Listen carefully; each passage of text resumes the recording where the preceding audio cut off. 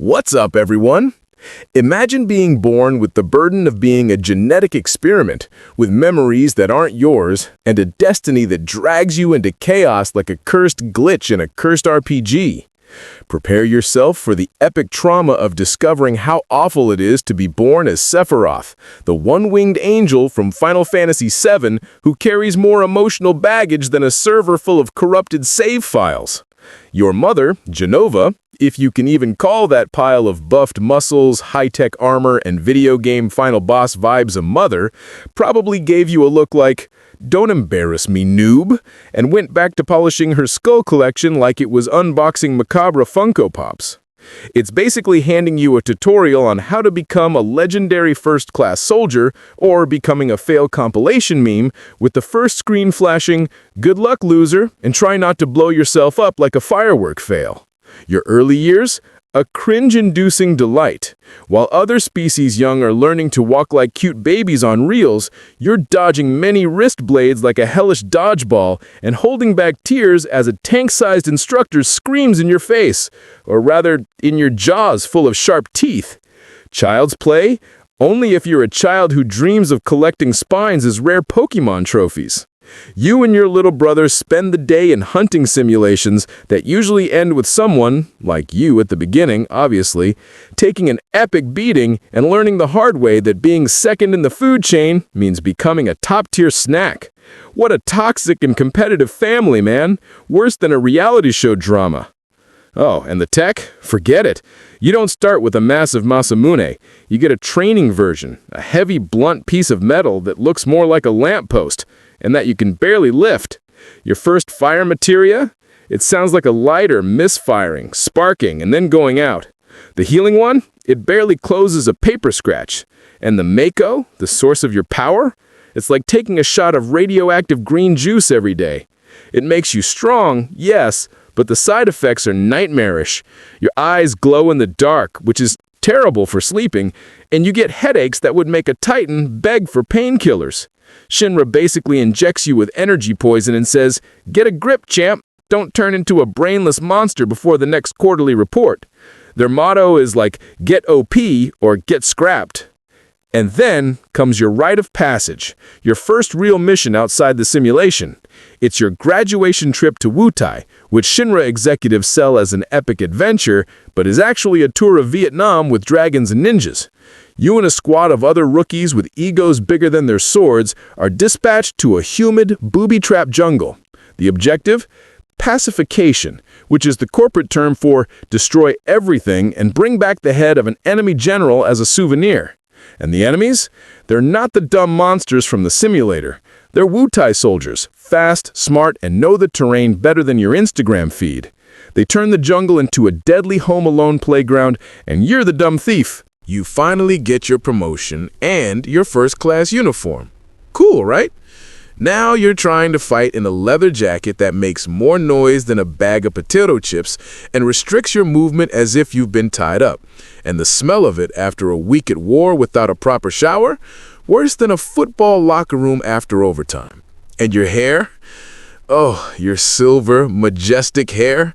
In practice, it's a disaster. It gets caught on branches, doors, and your own sword, and serves as a shining target for any sniper on the map. Not to mention, it's an invitation for any enemy to grab you and throw you to the ground. The amount of conditioner you need to keep that mess tangle-free costs more than your salary. Surviving your first mission? That's a lucky break, like dropping a legendary item in your first raid. Congratulations, you're now a war hero, an icon, the poster boy for Shinra. And what does that mean? That you're now the #1 tool of the most asshole corporation in the galaxy. Your life becomes an endless cycle of suicide missions, press conferences where you have to grin like an idiot and sign posters for kids who have no idea their hero has nightmares about the screams of the guys he killed.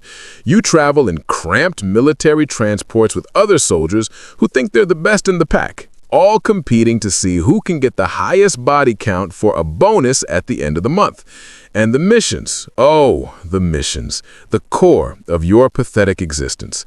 You spend months hunting monsters who, more often than not, are just Shinra experiments gone wrong, or rebels fighting for a cause you don't even understand.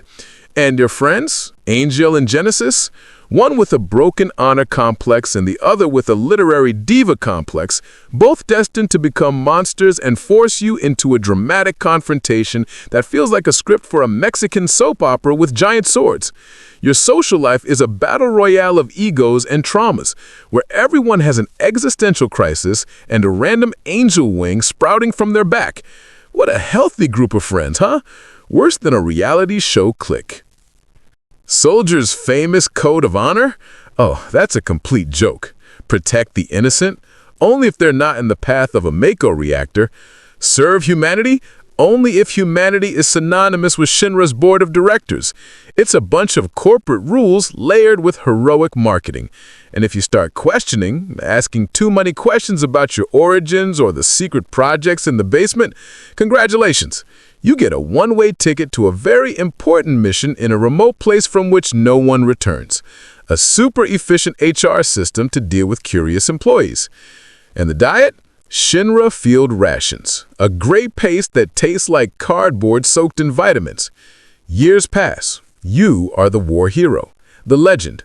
But inside, you're an empty vessel, full of Mako and propaganda. Your silver hair now feels more like a burden than a symbol. Your sword, the Masamune, feels too heavy.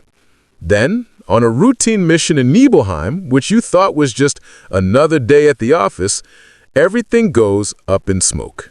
You discover the truth. Your mother is an alien calamity stored in a tank. You weren't born, you were manufactured, an experiment. Your entire life, your victories, your identity, one big fail, a lie. Your brain goes blue. What does a proud, broken soldier do? He doesn't activate a wrist device. He rage quits much, much worse. He burns down the entire city, kills everyone he called neighbors, and decides that if your life is a joke, the whole world will be the audience for your horror show. So what a trashy life you have. Being Sephroth is being created as a weapon, living like a poster and dying like a monster, discovering that your divine purpose was just a mad scientist's delusion. In the end, you're owned by a nobody with spiky hair and a sword bigger than his ego, ending not with an honorable explosion, but thrown into a planetary energy pit like toxic waste. And so ends the story of how horrible it is to be born as Sephiroth. Now, tell me, which version of Sephiroth do you think had the trashiest life? The original, the remake, or some other? Leave a comment with the game character you want to see in the next script.